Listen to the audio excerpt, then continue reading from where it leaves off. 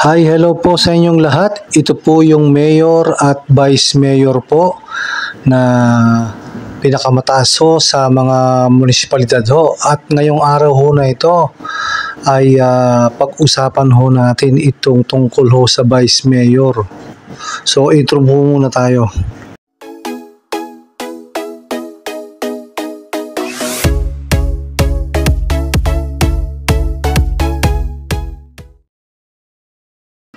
Ay ito nga hong Vice Mayor ho, yung akin hong binabanggit kanina, ay alamin ho natin kung ano baga ho ang kahalagaan ho ng pagiging isang Vice Mayor ho ng isang munisipalidad.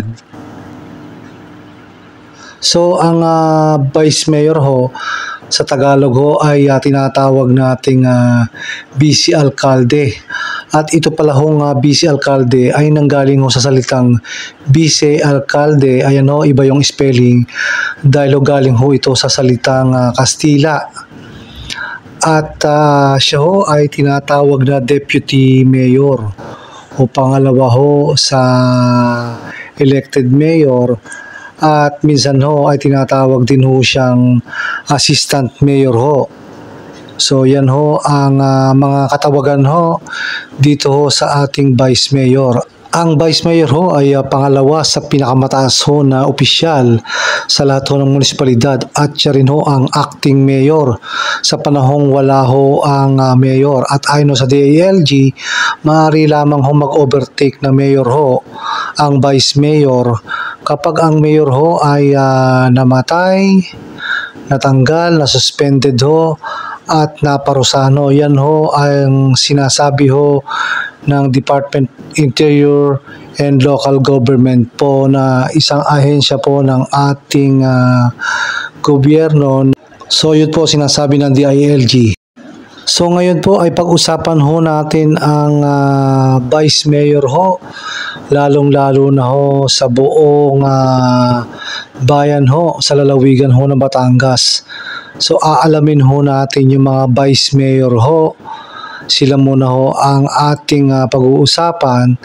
At dito ho ay uunahin muna ho natin yung Vice Mayor ho doon sa unang distrito ho ng Batangas. So nariyan ho ang Kalatagan, Lian, Balayan, Calaca, Tuwena, Sugbo, Lemery, Taal ho. So ngayon ho ay yan ang ating pag-uusapan ho. Uunahin ho natin itong makasaysayang bayan ho ng Balayan at dito ho ay aalamin natin ang mga tungkol ho sa Vice Mayor. So umpisahan ho natin siguro noong 2013 kung sino baga ho ang Vice Mayor dyan at ano na ho ang status ho o kalagayan. So ayan ho ang ating aalamin ho dito ho sa aking vlog na ito. So dito ho alamin natin kung sino ang kasalukuyang Vice Mayor ho ng Balayan. So ito ho ang kasalukuyang Vice Alcalde ho o Vice Mayor ho ng Balayan, Batangas. Ito pong si Attorney Efren Chavez. Siya ho ang kasalukuyang Vice Alcalde ho ng Balayan, Batangas. At siya ho ay naupo ho sa pwestong yan mula ho noong 2022 hanggang 2025 po.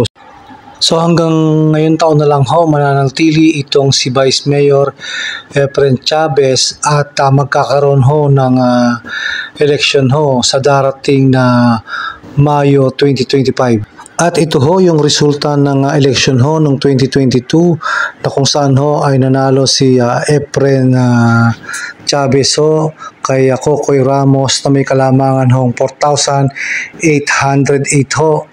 Yun ho ang naging kalamangan ho ni Vice Mayor Chavez laban ho kay Cocoy Ramos ho noong taong 2022. Balikan lang ho natin yung 2013. Noong 2013 ho, eleksyon, ang nanalo ho na Vice Mayor ho ng Balayan ay itong si Joel Arada ho, laban ho kay Efren Chavez at Dennis Apable. So yan ho ang resulta noong 2013 na kung saan panalo ho si Joel Arada ho.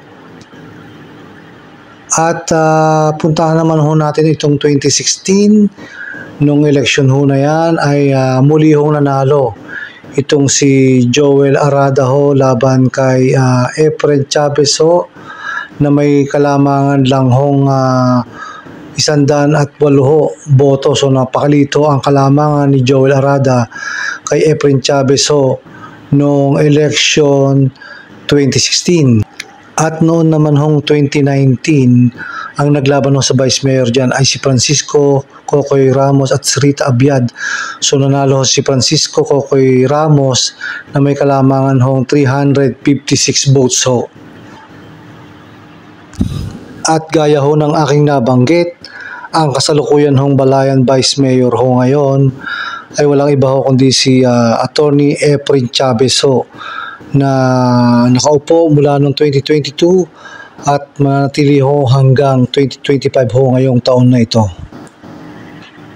At ngayon naman ho ay alamin natin ho kung sino maglalaban ho sa Balayan Vice Mayor ho ngayong darating na 2025. Ito ho, official ho na dineclare ho ng COMELEC na ang magkalaban ho sa Vice Mayor ho dyan ay si Rita Abiad at si incumbent Vice Mayor Efren Chavez ho sa darating ho na halalan May 12, 2025. So sila hong dalawa ang official ho na maglalaban sa Vice Mayor. So lumalabas ho na itong si incumbent Vice Mayor Efren Chavez ho ay susubok sa ikalawang pagkakataon ho bilang Vice Mayor ho ng bayan ng Balayan. At ito naman hong si Rita Abiad ay muli hong susubok din sa labanan ho ng Vice Mayor sa bayan ho ng Balayan, Batangas, dito ho sa darating na May 12, 2025 election. At itong si Rita Abiad ay ito ho ang Vice Mayor ho ng lalabang Mayor ho ng Balayan na si Lisa Ermita. So yan ho ang maglalaban sa Vice Mayor ho sa darating na 2025. Si incumbent Vice Mayor Efren Chavez ho at si Rita Abiad, sila ho maghaharap. At yan ho, dyan mamimili ho ang lahat ho ng taga-Balayan para po sa darating na election 2025. So malalaman po natin kung sino po ang magwawagi sa labanan na yan. So hanggang dito na lang po muna muli ang ating vlog.